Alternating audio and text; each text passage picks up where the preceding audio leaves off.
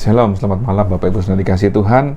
Kita berjumpa kembali dalam program My Way. Malam hari ini kita sama-sama akan mendengarkan renungan firman Tuhan sebelum kita beristirahat tidur dalam damai sejahtera Tuhan tentunya. Dan malam hari ini ada satu tema yang ingin saya sampaikan kepada kita semua, yaitu sangkal diri, pikul salib, dan ikut Yesus. Tentu kalau kita dengar kata-kata ini, sangkal diri, pikul salib, dan ikut Yesus, rasanya sesuatu hal yang berat untuk kita lakukan ya. Tetapi firman Tuhan di dalam Matius 16 ayat 24 berkata demikian. Yesus berkata kepada murid-muridnya, "Setiap orang yang mau mengikut aku, ia harus menyangkal dirinya, memikul salibnya, dan mengikut aku." Ini tiga hal utama yang harus kita lakukan. Pertanyaan utamanya adalah, apakah kita mau mengikut Yesus? Tentu kita sepakat sama-sama bahwa hari ini kita sama-sama berkata, saya mau iring Yesus. Saya mau ikut Yesus. Saya mau tetap percaya kepada Yesus. Nah, kalau kita sudah memiliki kesepakatan yang sama, maka tiga hal utama ini yang harus kita lakukan, yaitu menyangkal diri, memikul salib, dan ikut Tuhan. Karena kita tidak mungkin bisa menjadi seorang pengikut Kristus yang sejati kalau kita tidak melakukan dari hal yang pertama, yaitu menyangkal diri. Apa artinya menyangkal diri? Menyangkal diri artinya mengorbankan segala bentuk keinginan atau kepentingan diri sendiri. Karena sifat dasar manusia adalah mengasihi dirinya sendiri. Sehingga apa yang dipikirkan, apa yang dilakukan, kecenderungannya adalah untuk memenuhi segala keinginannya. Padahal semua yang dipikirkan oleh manusia jasmani ini ada di dalam dunia yang sifatnya sementara dan tidak kekal. Mengapa demikian? Firman Tuhan dengan jelas berkata dalam 1 Yohanes 2 ayat 16 sampai 17, sebab semua yang ada di dalam dunia, yaitu keinginan daging dan keinginan mata serta keangkuhan hidup, bukanlah berasal dari Bapa, melainkan dari dunia, dan dunia ini sedang lenyap dengan keinginannya.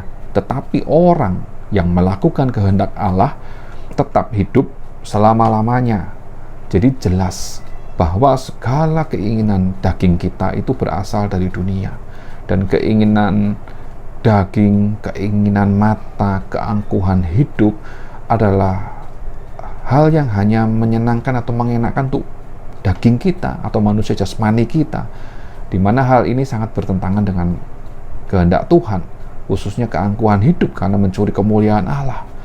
Jadi yang pertama, kita harus bisa atau belajar untuk menyangkal diri, mengorbankan segala bentuk kepentingan diri sendiri, dan mengutamakan Yesus di dalam kehidupan kita. Yang kedua, memikul salib. Apa artinya memikul salibnya?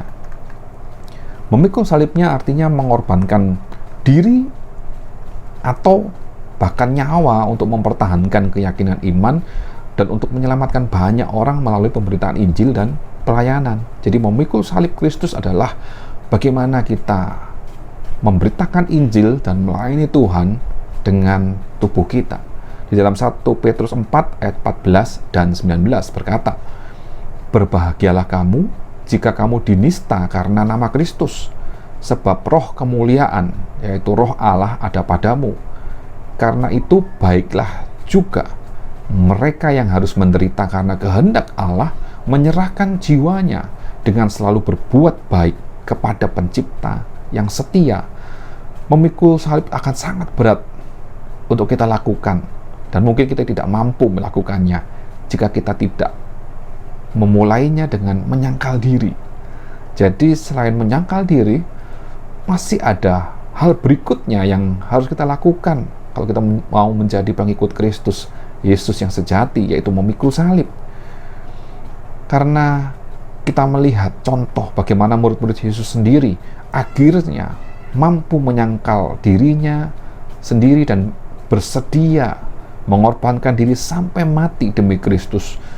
Ketika mereka dikarunia Roh Kudus yang memampukan mereka untuk memberitakan Injil dan melakukan tugas pelayanannya dengan setia sampai akhir. Demikian juga hidup kita.